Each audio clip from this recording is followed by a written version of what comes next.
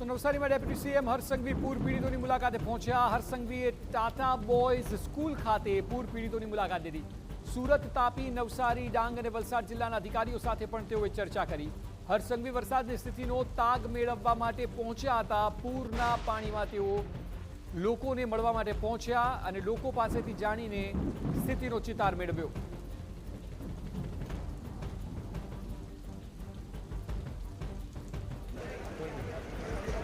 11,000 થી વધારે લોકોને સ્થળાંતર કરવામાં નવસારી જિલ્લામાં સફળતા પ્રાપ્ત થઈ હતી।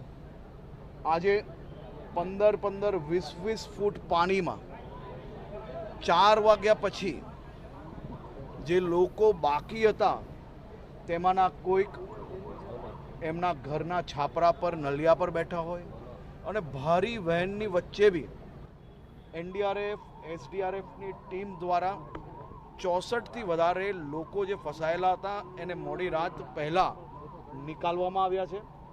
હજી બી આ કામગીરી ચાલુ જ છે।